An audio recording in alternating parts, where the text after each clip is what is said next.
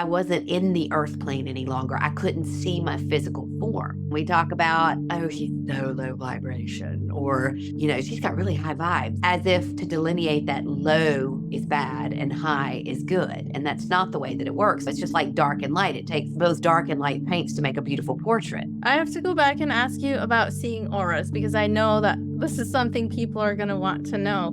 What do they look like to you?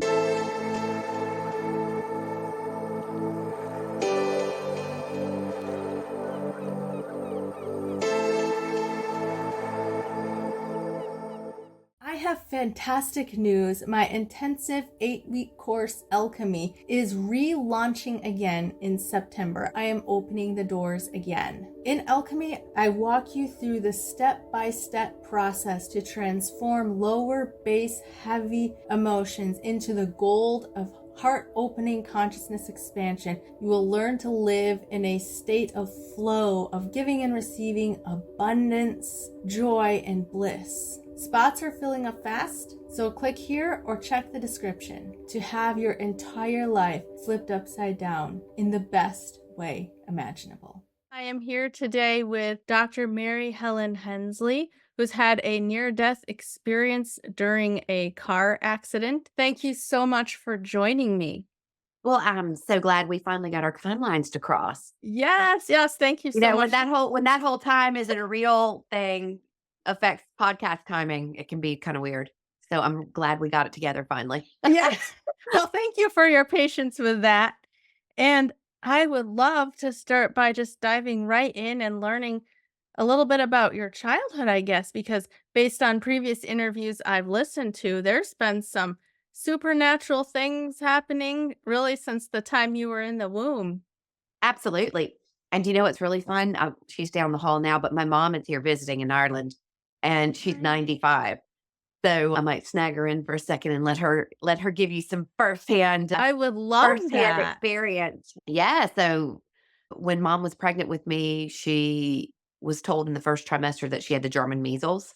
And so, that would have been 1968. And so, like, that was just a kiss of death back in those days. So, my parents went home. I found out not that long ago, funny enough, and I'm 50, that they had been told by 6 different doctors they were advised to abort the pregnancy because things were not good.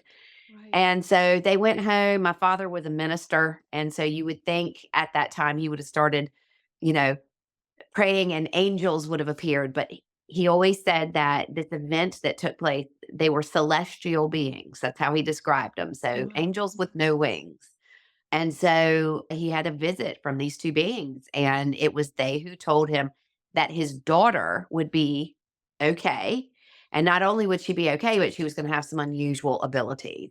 Now, remember, it's 1968, so they're not doing these fancy gender reveals. Yeah. They wouldn't have known that I was a girl, but they told dad that I was going to be a girl. So things went on, and out I came. And sure enough, I was a girl. And sure enough, I had some very unusual abilities. And so it started literally, like you said, in the womb. That's And incredible. yeah, it was amazing. So back in 1968, he probably, I mean, it wasn't that common for people to come out and say, I had a celestial being visit me. He didn't. The only people who knew about it were my father and my mother, and Uh-huh. then me later on, because when I was a little kid, dad always used to say, if anything went wrong in my life or whatever, he'd always go, don't worry, you're promised. And what does that mean? What does that mean? Mhm. And so what it meant was these beings had promised him that I was going to be okay. And so, yeah, nobody else really knew about that, which was really interesting, years later when I wrote my first book. And it's kind of like, surprise, guess what happened? And then, you wonder why the whole family is shocked and can scarcely believe what's happened because none of them knew. And it was kind of something that was kept between my mother and my father because it was, I mean, like it got really bizarre when I was little. Oh, I'd love to So hear about it. I always talk about the kitchen table talk. If my mom was down the hall, she's down the hall, she would die laughing hearing this because I remember it like it was yesterday. My father was a Southern Baptist minister, and he was also a bodybuilder, a football coach. He was a big dude, like 6'4", full of muscle and booming deep Southern voice. And So I remember being a little kid and I was 4 and he called me into the kitchen. And so my mother was sitting there, my father was sitting there, and I was sitting there. And he leaned over to me and he said, "Sugar, do you know the difference between alive and dead?" And I was like, "What?" And so basically, my father was about to lose his nut over the fact that I'm constantly talking about my mother's father, Dr. Garland Oh. Clark, who we Mhm. called Judge. And so I'm like, "I don't understand, Daddy. Why are you asking me this?" Kind of thing. Well, what it boiled down to was like, I'm telling them Judge stories and things about Judge and things that no way a 4-year-old could have known. And that's because Judge was like my best friend and he was always a part of my life from as long as I can remember. And he still is. And so he would appear to me. And so do you know, with the implementation of, mobile phone technology and then with the evolution of it, so you and I are talking, I'm on a smartphone, I don't know what you're on, but this has made my life so much easier doing these talks because I can explain to somebody, I know you're sitting in Michigan in the flesh and blood. I just trust and believe that you're in a body the same as I am here in Ireland, and that I'm speaking through a piece of technology that makes you appear like you are 2D coming across me in a 5D way, but I know that you're sitting there in a 3D flesh and blood body. Right. And so when you're explaining what it's like, "Oh my gosh, you saw your dead grandfather? What was that like? Was he a real person?" Well, yeah, to me, I was little. And so I understood from an early age that there were many variations and versions of what real means. So just this body that I'm touching here is real, but I know you're real, but I can't touch your body right now. I can see you and I'm talking to you. And somebody from some other century would look at this and going, what kind of devil technology is this? Right.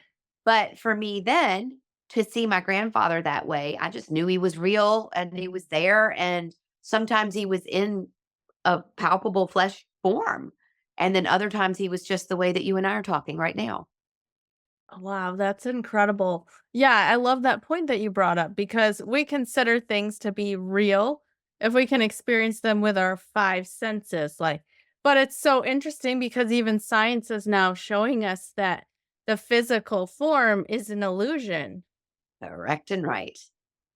So you began having these experiences as a young child. And I Mhm. also remember hearing about how you liked going to nursing homes as, like, a 9-year-old, I believe? And Oh, what did all you my life, yeah. Yeah, and why was that? What drew you there? Well, first of all, I loved the stories. I loved listening to older people tell stories about their life events. I still do.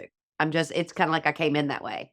But also for me, I can see the auric field or the energy field, the electromagnetic frequency emitted by the human form. I've always been able to see that. So when I was a child and in a nursing home, you're going to cross, inevitably people who are getting ready to exit this plane. And it looks like fireworks. And I was always so fascinated Wow. by that. It was the most beautiful. So to me, it wasn't something that was awful or scary. It was beautiful. And I loved being able to go and look at them.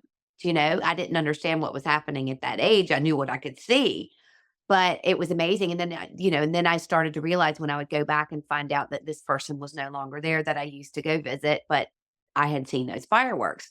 So then I came to realize, oh, this is when the body is amping up, and so we get this idea sometimes that life's like a dimmer switch, that when we're getting ready to die, things are winding down. It's the total opposite, y'all. It's dimmer switch turned right up, full blast going on, and the body is amping up and or the soul is amping up and prepping to leave the mortal coil behind. And so it's literally like unzipping a suit, dropping it to the floor, and off she goes. So it was Amazing. fascinating. So I just loved being around that kind of energy. I used to work at assisted living homes, and one thing that I noticed is that the closer that people got to the end, the more they could see things that weren't Yeah. there, but everybody who worked there knew that they weren't just seeing things. Oh, yeah. Especially when you're seeing it, and that's such a Mhm. privilege to work in an environment like that. because, it does a few things. It takes the edge off of death. It's hard to be afraid of something that beautiful, Mhm. and especially in your case where you get to see it over and over again, where you're with people who are also experiencing this. And you start to kind of build this camaraderie and community based on a universal principle that you're not having to convince somebody of, or nobody's calling you crazy, or nobody, you're collectively unified by a shared experience. And I think that's really special for people who get to work in a situation like you did, and it's, I don't know anybody who has ever worked in that kind of facility that doesn't have stories. I've never met one. Like, Right. I've literally never met one. I've never met any kind of, and I've never met an ER nurse, or, a nurse who's attending the wards who doesn't have stories. It's just they tend sometimes to keep them to themselves and not talk about it for fear of what other people will think. And what's so funny is over the years, I just want to shake everybody and go, hey, there's a lot more of y'all than there aren't. If people would start sharing the stories, they would realize that everybody's got them. And so, Right. when I wrote my first book, I said to my parents, you can imagine my father was a minister. And, here we're talking about everything I didn't learn in Sunday school. And, he's kind of like, oh gosh, what are people going to think? I'm like, hey, I don't care what other people think. I couldn't do this work and be concerned with that kind of thing. But what happened, I said, you watch, people are going to start coming out of the closet. And they did. And it was my mother's favorite thing about, me writing books and all of this is people started to talk, and they would talk to her because she's a wonderful listener and she loved listening to the stories, and people would call her up or come see her, after Mary Helen wrote that book, I just felt like I needed to tell somebody, and they never told anybody. And so to have this willing party of someone they respected, someone who was respected within the community, who's now stepping up and going, yeah, you know, our daughter's an awesome freak and we fully support what she said because we witnessed it. And so people wanted to talk about it. And that's kind of my whole life has been about getting people to feel comfortable about talking about the extraordinary and realizing that there's nobody who isn't. People wish things happened to them and know that we've all got stories. Everybody has something. Oh, yeah. Yeah, for sure. I have to go back and ask you about seeing auras because I know that this is something people are gonna want to know. What do they look like to you? They're very colorful. Have you ever been in the heat? I don't know how hot it gets in Michigan, but like in the South where I'm from, when the pavement gets hot, you can see this kind of wave Yeah. coming up off of it. Okay, Mhm. well, the human body emanates a wave like that, but it's colorful and it's changing. So it's fun. People go, what color is my aura? Like as if they have an orange aura all the time. It's an ever changing fluid, constantly moving. It mixes, it tells stories because you can watch it interact with the auras of other people. And so you can see energy exchanges taking place before the people are even 6 feet together, And it's always moving, always fluid, always changing. So that's what it looks like. It's like kind of that heat wave. It vacillates. That's the best word I can use. It gets big, it gets small, it goes over here, it changes color, and it has a story to tell. It's a part of who we are. We've kind of been taught that, the soul resides inside of the body when in actuality, if we really get down to brass tacks, that's not what it looks like at all. The body is actually inside of the soul. The soul and its field encompass a huge space. I mean, like, we know from heart math and we know from the torus dynamic of the energy emanated by the heart that goes out a minimum of 6 feet. And so it's like we, the body, sit inside and are occupied by that soul, but that soul does not, we don't color inside the lines. Those colors are escaping and moving and constantly changing. It's like a Do cat's whiskers. You're feeling Oh, I your love that. environment around you through your aura. I love it. And that's what, energy sensitive people are feeling, like empaths or people who can feel the energy of Okay, here's a question. Okay. Do places have auras or energy fields? Absolutely. 'Cause that's something that I feel very strongly. Absolutely. Everything has an energetic footprint. And just because something is an inanimate object doesn't mean that it's not made up of moving particles. It's just the particles of this piece of art are slowed down to where they feel and look solid. But if we actually look at them under a microscope, they're moving. And so it's different. It's everything is illusion here, So basically, what it is it's different particles sped up and slowed down. We're all, you know, different points on the same beam of light. And it's just where are you on that point of light that your particles are going quickly or they're going slowly? Are they looking more solid? Are they looking more fluid? How is water an ice cube? And now it's in my soup and now it's steam. It's still all the same stuff. It's just changing shape and form. And we have no problem with our science and our physics looking at something like that. And I can see it with my own eyes. Well, just some other people can see it with their own eyes too when something exits the body or is occupying that space. Is there anything that people can do to enhance their aura? Practice. So, and it's funny because when you realize what you are, I spent time with my 2 girls every single night. It was ritual, and funny enough, they're 20 and 22, and now we're at those cute cuddly moments, like if we went to Italy last week and everybody climbed into the bed together and all the fingers went up because this is what we used to do when they were small. And we would put the fingers together and there would be darkness and just a light off in the hallway, just barely enough to see this. And then we start pulling the fingers apart and they're like, wow, and they still do it. And so it was practice. It's something we did on a daily basis. So now they grow up and if somebody talks about it, they're like, oh, I know that's real. We did that all of our lives.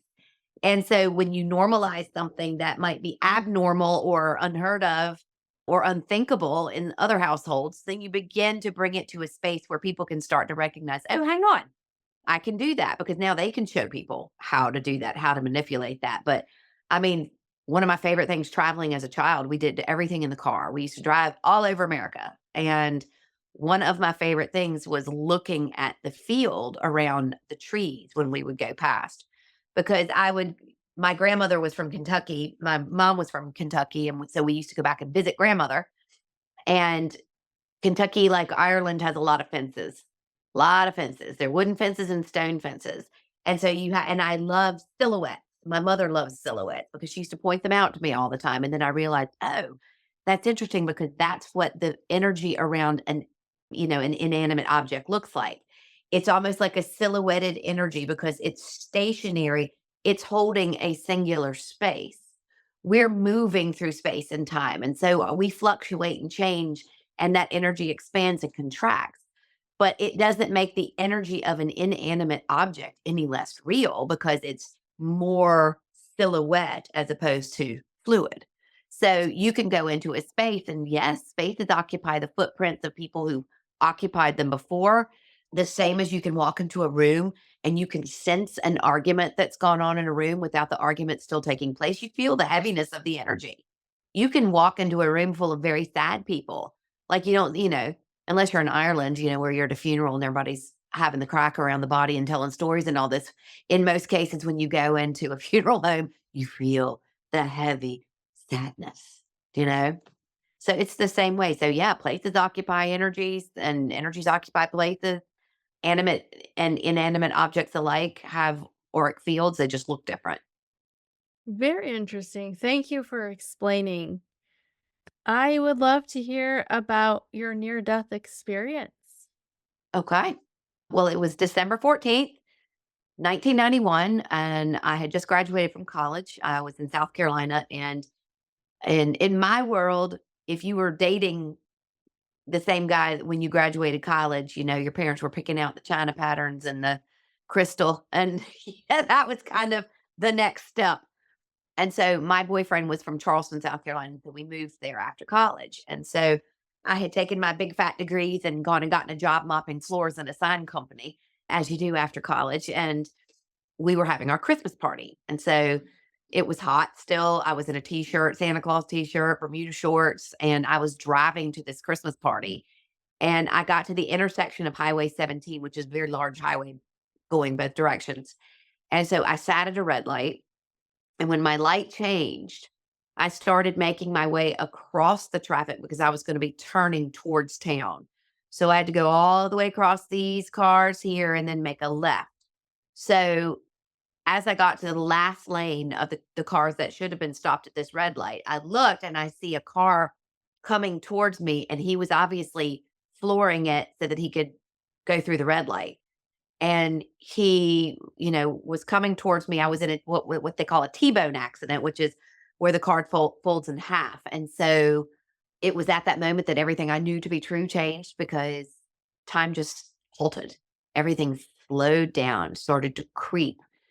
And in that moment, I realized that I had a decision and it was my choice to make. I was going to die, but I could stay in the body and experience the death and take that experience with me. Or I could exit the body and witness my own death and take that experience with me. But either way, I was out. So it was suddenly really familiar. And so I made the choice to exit the body before I got hit because it looked like it was really going to hurt. And so out I went. And when I did, there was this sound.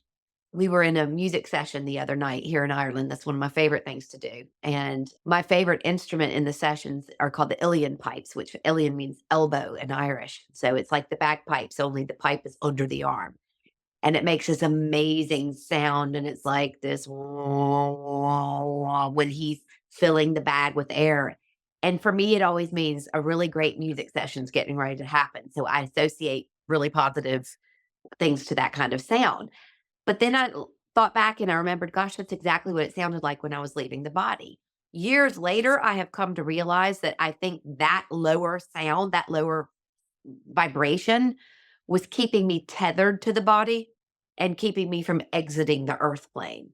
And we have this thing that we do, it's like when we talk about being in the box or out of the box. And we talk about, oh, she's so low vibration, or, she's got really high vibes. And as if to delineate that low is bad and high is good. And that's not the way that it works because, it's just like dark and light. It takes both dark and light paints to make a beautiful portrait. And so low vibration just carries a different purpose. Lower vibration keeps us tethered into the physical form because something has to. And so I realized then when I left the body and I watched the accident unfold and I could hear that lower frequency, I was still able to see what was happening. But when that frequency changed and it became what I call the music of the spheres, it was, a symphony of symphonies that you've never heard here before. I wasn't in the earth plane any longer. I couldn't see my physical form. And so lots of people like to ask what that's like. What does that feel like? And the easiest way I can describe is, if you were outside and you were working in the garden and it was hot and sweaty and you came inside and you peeled off your sticky, dirty clothes and you threw them down next to the washing machine and you went up and had a lovely shower and you're just bathing in that cool water and it was wonderful. The very last thing you're thinking about is that you've left your dirty clothes by the washing machine. And that's what leaving the body feels like. You don't think about it. You're not, oh my gosh, I was too young. It wasn't like that. You're not pining away. It's a very natural flow. And you're just like, oh, this is that next step. Oh yeah. Oh yeah. I was in there playing a game. Gosh, I forgot. And then all of a sudden you start to remember. And you remember everything. And you remember who you are, where you came from, why you went there. And it's quite an extraordinary experience. But for me, after that moment of shifting from that low vibration to that higher vibration sound, I ended up meeting two guides, two guardians. And that was when I realized, they'd been with me my entire life. And this is where I tell people, guys, you are never, ever, ever, ever, ever, ever, ever, ever alone. No matter how low or how dark or, how distraught that you get, don't ever forget there is always somebody there. All you have to do is reach out.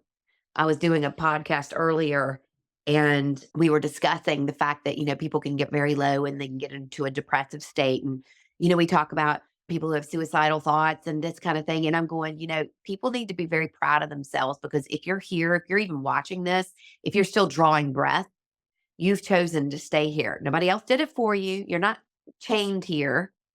Every one of us at any point in time in the same 24 hours a day, we have the opportunity to end our lives. All of us have it, just like that.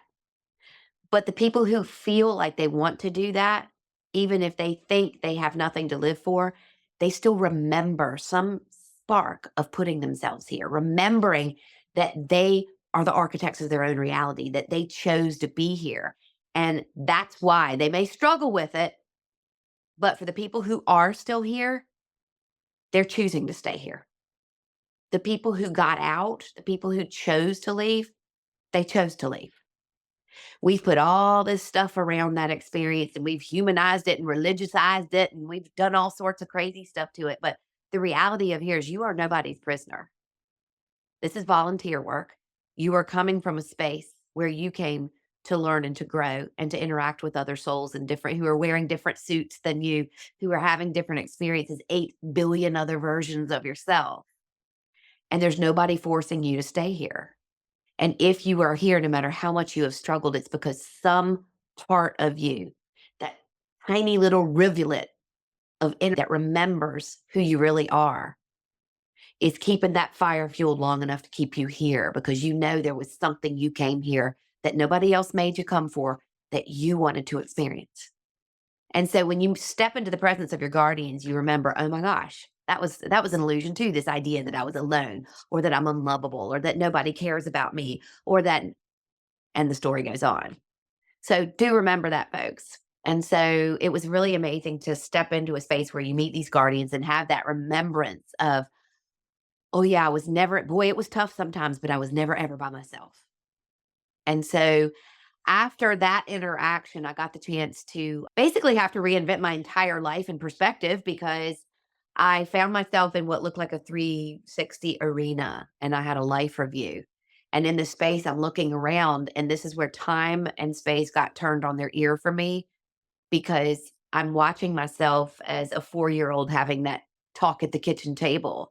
I'm getting my first dog, Otto von Bismarck, when I'm 11 years old. I'm getting my driver's license. I'm 16. I'm cheering at a basketball game when I'm 18 years old in college. All of these images, all of the things, good, bad, ugly, indifferent, every good decision I ever made, every mean thing I ever did, all of it was happening simultaneously. And the first thing that struck me was that none of them was more important than the other. So this idea that we have of these things that we do that are so valiant and so important, no action here on earth is more important than any other. There's no nobility wearing yourself out in the sacrifice of help to others. There's no more nobility in playing the bad guy in somebody's story so that that individual may learn and grow through that. Somebody had to play the part. So the idea that one life is better than another. People come to me for healings all the time and they'll be like, "Oh, if a past life comes up and I was a bad guy, don't tell me." Well, I'm like, Okay, we just tied my hands behind my back because we've all been bad guys. We've all been good guys. We've all been everything. We're simply donning different costumes each time we come in here for our own growth and to assist those that we love in the growth and evolution of their own souls. That's fascinating. And since you brought up that topic, I would like to ask you what is the purpose of this life? Because a lot of near death experiencers and other spiritual teachers will say that it's to learn about love. Would you agree with that? And then there's others who say that it's just purely for the experience. Yes, and yes, I would agree with both. I don't think that there is one agenda. No differently, that's like me saying that you and I came here for the same reason. I have no idea what you came here for. You have your own checklist of things that are important to you and that would have meaning to you. And that's the beauty of the human experience is that we all get to be something different. I think a really classic example of that is going on right now you can't turn on the TV or your phone or flick through your news feed without seeing stuff about Israel and Gaza right now. The Palestinians, the Israel, it's like it's just everywhere. And then you have your people who are all about, I can't believe you're not posting on your social media. I can't believe that's as bad as keeping your mouth shut. You're doing this, you're not doing this, you're just, and everybody's got an opinion. Same thing happened during the pandemic, for or against vaccination, whatever. There are always on planet Earth going to be these types of stories, always. And what's really interesting is that you may be more invested in that story than somebody else is because it has some kind of meaning for you. Do we all know inherently at some level that the killing is horrible? That all of it's just awful anyway? Of course. But when you find yourself becoming polarized to one side or the other and becoming obsessed with it and becoming sucked into a story that allows you then to behave horribly to the people in your immediate circle, which is, I'm not going to talk to you, or I'm going to cancel you, or I'm going to do this if you don't believe in this the same way I do. I'm going, hold on a second. Weren't you just talking about mental health and free choice a couple of weeks ago? My body, my choice. I'm sorry, are you the same person? What is this? And aren't we funny like that, human beings? We get on these little bandwagons and then we decide that if something's super important to us, then it must be super important to everybody. And it just doesn't work that way. There are some people who love to go to the movies. There are some people who love to read books. There are some people who don't like to read books. There are some people who love to go to dances. There are some people who can't stand dancing. There are some people who would prefer to read a newspaper than look at a phone. We're all approaching time, space, and history from all of our different angles and perspectives, and not one of them is right or wrong because they're all experiential. So when we say, what do we come here for? It's for that. Is it love? Yeah, love of the self, love enough to know that everybody isn't here doing the same thing that you are. So stay in your own lane and mind your own beeswax because you're going to get that same respect if that's the same respect you give to others. And then there are people who are here and understand that this is completely experiential. I had somebody yell at me for not supporting their side of that particular battle. And I went, gosh, that's really weird. My kid got locked up in where they were trying to burn Dublin City down, and she was right in the middle of it and in mortal danger. And I didn't see a single post from that individual about that. It was important in my story, but not in their on their radar. And does that make them a bad person? Of course not. It means that you're here experiencing things at different degrees. We couldn't imagine if you were involved in every single story that's taking place all across the planet. As a mature soul, a loving spirit, I can turn and look, gosh, you know what the Syrians have gone through is quite awful. But it's not something that I'm here to spend 24/7 committed to. It's just not why I'm here. But I can turn around and look at it and say, I hate that feeling. I hate what's happening there, but it is not in my storyline this time to make that different. And so that's a really hard pill for people to swallow because it means that you have to respect and understand the idea that everybody isn't here to think the same way as you, to be the same way as you, to understand the same way as you, to grow at the same rate as you. People are here to judge. I had people that I never in a million years would have thought would have behaved this way turn around and say things to me and about me because I wasn't vaccinated. Like, are you serious? A, what business is that of yours? And B, go, whoo, look who's happy they're not vaccinated now. And so it's one of these things where we get caught up in these crazy stories and then we decide what's important or what justifies, validates, or gives meaning to a life here on earth. So, which one is it? Is it love or is it experience? It's an understanding that you are what you love, and what you love is what you give your attention to. And if your attention is in Israel or on the Gaza Strip, or it's in Dublin City, or it's on the growth of the self, or it's on your sick child, or it's on your dog that just got hit by a car and is recuperating. Like it's everybody has something that is front and center in their line of attention. That doesn't invalidate what's going on because I'm giving my attention to one thing doesn't negate the experience of others across the world. But I can't be in all those places at once. But yet I can because I understand that I'm a fractal of the same whole that the other 8 billion people who are on this planet are coming from as well. And when you've reached that space, there's a peace there and an understanding. The only thing that comes with it for me at this stage is periodically I'll get caught up in it makes me sad because I watch the way people are suffering because they don't get it or they don't understand. But I'm also in a human body. So I'm subject to these 5 senses and emotions. Okay, 6 for me, but I'm subject to feeling those things. And so if something does get on top of me, that's what it is. It's that. And then I catch my breath and then I carry on. Here's a question for you related to stories of the human experience. There are a lot of people in the spiritual community right now who are saying that we are on the edge of an evolutionary shift into a higher state of consciousness. And I'm curious, in your opinion, is that another story that we are believing right now? Or are we actually shifting into a higher state of consciousness and we're going to leave behind all the duality that you're talking about? Have you ever been to a circus? Yes. Okay, so you know how they have the center ring and then Mhm. they have a whole bunch of other rings that are happening. And so there's poodles jumping through a hoop over here, and there's a guy taming lions. There's a strong man who's lifting the 500-pound barbells here, and above you, there's someone flying through the air on a trapeze. Mhm. Which one's more important?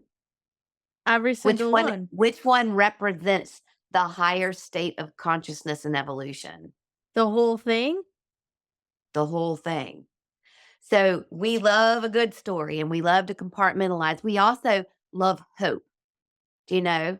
And I love what Jim Carrey always said about hope. Hope is for beggars because it shows that you don't understand how this actually works. Because, you can have a vision of something, but when you envision something like this new world, this shift in consciousness, what you're actually doing is you're encoding all that you've learned, you're understanding, you're bringing to the table everything that you know. So is an evolution isn't a higher state. Again, we're talking about that low and that high, but it's a higher evolution. Evolution happens this way. It's the infinity loop because we understand that with the experience and duality has been broken down. We love breaking everything into black and white here. It's done, duality even is like it's this and it's this. It's that's so simplified because this is a place we choose to come for that experience. We choose to come here because of what it has to offer here. Everybody's like, I just want, Miss America's pageant, I want world peace. Everybody wants world peace. And I'm like, that's not what we came here for.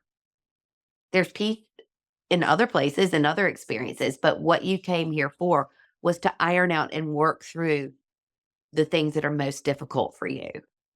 I mean, like, I know a lot of stuff. I've had a near death experience. I've talked to dead people. I've interacted with councils that aren't from this world. I've seen and done a lot of stuff. But guess what? Why is she still here alive in physical form? Because I am still learning. There are still things that I am ironing out. I see them in myself every single day. It doesn't mean that I don't get it or that I don't understand it. It just means sometimes when you're bombarded with it all around, you can fall prey to, forgetting and to becoming overwhelmed. And sometimes it's okay just to be overwhelmed and not get it. Doesn't mean that you're stupid or that you're not spiritually evolved. It just means that sometimes you bit off more than you could chew on that day. And that's okay. That's part of what it means to be human. It's also why you chose to experience the world inside of a place that had a meat suit like this. And what's so cool about this suit is that, it's a pressurized space suit. We literally live inside of a suit that was designed to serve the soul. And so it gives us all sorts of warning signs. It tells us immediately, like when I've had a little too much fat, guess what? I get a little pinch right here where my gallbladder is. So what does modern medicine would go, well, let's just take that out for you. So you don't have to feel that pinch anymore. And I'm like, thank heavens I'm allergic to MSG because it's in a bunch of crap packaged food. I can't eat that or else I'd be as big as a house because I love it. Do you know? And Yeah. so I have things intact that are keeping me in healthy that I wouldn't move for anything because I understand how the body is designed to work. It's there to tell you when something is wrong. When people's cortisol levels go up, when their heart rates go up. Oh, well, here, let's just give you a little blood pressure tablet. No. Why don't you go look in your life and figure out where all that stress is coming from? Why don't you honestly tell yourself, gosh, I drank one little cup of water today. How can you maintain a healthy blood pressure? That's fluid. That's what blood is. You can't maintain a healthy blood pressure when you don't drink. Of course, I have high blood pressure. People forget that, but they live in a world where they came in accepting that they were going to be conditioned to forget. It's like it's the ultimate escape room. It's like you're finding your way out of all of this and going, oh, I remember this now. Oh, my back hurts because what I'm doing at my job is killing me. Gosh, well, why don't you just change jobs? Well, because I've got to pay for this and I've got to do this and I've got to do this. We all do it. And that's why we do this because we prolong, we can do it in a short space of time. We create challenges for ourselves to find our way back out of that again. And people go, "Why on earth would we do that?" Ask anyone who's ever jumped off a bridge with a bungee cord around their ankle. Why do they do that? It's the thrill, it's that excitement. It is that Christmas morning when they pull out the Monopoly board and everybody gathers around. And my mom knows she's not a silver dog. I know I'm not a shoe. I know I can't buy Park Place with a pink $500 bill. But for that space and time, I pretend like I can because it's fun, it's competitive, it's family time, it's time to laugh and throw all the other stuff to the side that just doesn't matter. Nobody thinks about the electricity bill when they're playing Monopoly. Do you know? They're engaging in the game because it allows them to set that reality aside. And so a soul that's coming from a space of divinity, you're an omnipotent, divine, eternal, beautiful soul. You already know this. And you're like, all right, let me at it. Let me at it. And you pull on this suit and you jump in here and you go, whoa, this place is crazy. Why would you want that to be all good all the time? I just want everything to be okay. How about you were that person who stood solid in a space when everything wasn't okay, who was a beacon of light when everything wasn't okay, who understood that the ships in the storm come to the lighthouse. The lighthouse doesn't go out to the ships. Imagine if you were able to stand in that space and understand how that works. And that's why you come here. That's the challenge of being human. That's the gift that it offers. The killing and the horror and all the things that we're seeing, you and I both know, if you understand that death isn't real, then none of that would actually bother you in that same way. Thank you for sharing. My questions got us off track a little bit from your experience, so I think we left off at your life review. Life review, that's me looking around and all of a sudden realizing everything's happening simultaneously. Time doesn't exist in a linear timeline. And it was at that point that I knew that I was going to go back. I decided nobody made me, nobody forced me. I chose to go back. I couldn't wait to go back, as a matter of fact. Now, I have other friends who are near deathers who were like, I'm not going back in there. And they hated the idea. They were like, the movie A Christmas Story, where the Santa's pushing Ralphie down the slide. "Ah!" And, for me, I was like, I couldn't wait to get back in because I couldn't wait to remind people. And then I got back here and realized there are a lot of people who don't want to be reminded of that. They actually are so stuck in their suffering. And I'm like, oh, okay. And that's why when you have an experience like this that all you can do is share it. There'll be people who are going to scroll right past this and they're like, that's ridiculous. She's full of it. That didn't happen. That's not what happens. Why was my grandmother suffering so right before she died? That's not real. Da da da da. Everyone's going to have their own take on that, which is why we have the choice to believe what we want to believe, experience what we want to experience. And so for me, it was a space of, clarity that I wanted to come back and I wanted to kind of help people let themselves off the hook because we have this idea of judging every bad decision we've made, every stupid man. I'm full of them. You want to talk about the queen of experiences? I'm full of bad decisions and I don't regret a single one of them. Not one. I owe no one, no one, not my parents, not my family, not my teachers, my educators, my friends, my colleagues. I owe nobody an explanation as to why I've done or chosen a life that I've chosen to lead. If anybody's going to feel good about it, bad about it, that's up to me. But when we get into a space where we allow other people's ideas of what life looks like to shape our experiences and our realities, and we stay stuck in that, and then we wake up one day and we discover, oh my gosh, that's not how I want to live life. That's actually not what I believe. And then turn around and blame our very teachers. You couldn't have gotten out of that box without them. And this is where we get into a whole lot of trouble here on planet Earth. Is the very people who took on the hardest roles for us. The people who loved us enough to turn back around, come in here and play the most dastardly characters in our lives. And then we spend our time hating them. That's where we mess it up. So all I wanted to do was be able to come back and explain to people, don't hate the people who've created your chance to grow. Don't hate the people who have taken on opportunities. And some days we do great. I remember my dad used to say, someday the bear gets you and some days you get the bear. That's great. I love that reminder. And I know there's a lot of people who aren't quite ready to go there yet, but I find it to be so comforting for myself personally to think about the fact that everybody in my life is playing a role, even the people who have caused the most challenges.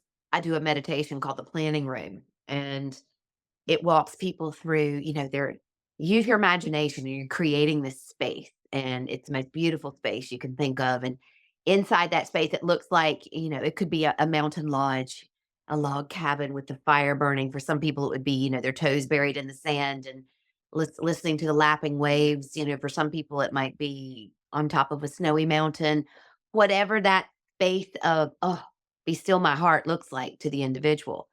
They build this space in their mind, and I'm talking them through that. And, what would be in your space? In my space, there's food, lots of food, good smelling food, Yes. and there's going to be music. And so, you're taking them through this meditation and building this sensory explosion of what looks like perfection for them.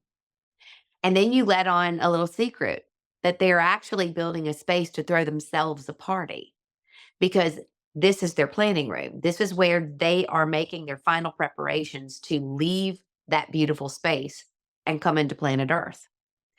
And so, who are you going to have at your final party? Well, people that you love the most, right? And so, those souls begin to arrive. You're laughing and you're listening to the music, you're eating the food, you are just celebrating in absolute pure fellowship. And all of a sudden, when it couldn't get any more perfect, you look across that room of that perfect space that you've created, and you see the individual that is going to be most important in your life, and you make a beeline. And that light is glowing so bright, and they are so exciting looking to you, because you can barely contain yourself, and you get there. And then the individual turns and looks you in the eye, and they say to you, "Are you going to remember?" What do you mean am I gonna remember? Of course I'm gonna remember. You're the most important thing that's ever happened to me. You're agreeing to come and be this important thing in my life. It's wonderful. Yeah. When you're at your lowest, when you feel so defeated by me, when you hate me the most, are you gonna remember this moment? Absolutely I am.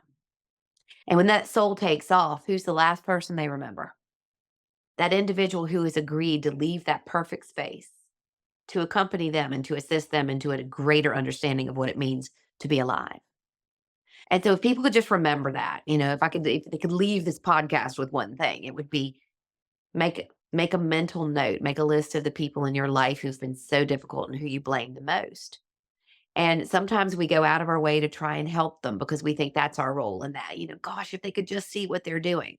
Sometimes they give us an excuse to have a good cry or a pity party because we're always taking care of everybody else. And we need that. We need that balance of not always showing up, not always being perfect, of being able to let our guard down every now and again. Doesn't matter what that purpose that they're serving is. They could be somebody horrible at a job because you actually need to leave the job, and somebody is there making you miserable, because don't we tend to stay in things if we're content, if we're comfortable? How on earth do we expand and grow if everything's okay all the time? And so if people could just remember that experience, it would make life a lot easier for them, a lot more bearable. It doesn't mean that you're not going to have the challenges, but it means that you might grab that bill out of the pile and take the deep breath. And before you go, oh gosh, how am I going to pay it? Woo, I had lights this month. You know, those are two very different ways to react to the same trauma, because guess what? You're going to find a way out. You're going to find a way to do it. And if you don't, you're going to recreate your circumstances to then go find another way out and another way to do things. Well, Mary Helen, I could continue talking to you for so much longer, but I want to thank you for taking this hour to share your wisdom and experiences with us. And I'd like to give you a few minutes to talk about your healing gifts, anything else you want to share, and where people can find you. Well, I've got a website that has been up for years, and we finally took it down and we're sparkleizing it and making it shiny and new. And one of the things was that because of this global network we have now, which is people can reach you from everywhere. When I first started this, it was a phone call or a letter. And so coming into this technological era where you've got to have a calendar for people to book events, we took the website down. We're redoing it. It's going to be up and live in a couple of weeks. So I'm reachable at maryhelenhensley.com. I'm on Facebook, Dr. Mary Helen Hensley. I'm on Instagram, Mary Helen Hensley. So anybody can follow me there. And yeah, just right now I'm traveling around with my mama and having a wonderful experience. She's 95 years old. And you want to wave to everybody, Mom? Or introduce you to Mama Helen. Wonderful Sorry. program. Hello. Great to meet you. Thank you. So that's the woman who got me here. And so I have this amazing, unique opportunity right now to travel around with the elder in my line. I just wrote something yesterday about, the maiden, the mother, and the crone. And what's really interesting about that is we tend, again, because we've romanticized this linear march through time. The maiden is the young girl, then we have that mother energy, and then we have that crone energy. And what people don't realize is that a maiden doesn't have to be young, and a mother doesn't have to have a child, and a crone most certainly doesn't have to be old. These are energies, the triple goddess energy, we call them here in Celtic Ireland. And these are things that are available to all of us in our experience at all times. And it's really interesting for me right now at this point in time in my life to be able to, I just got back from Italy with my mother, myself, and my daughters. And wow, talk about an opportunity to look at things, how far you've come, how far you're going, how these extensions of yourself live on.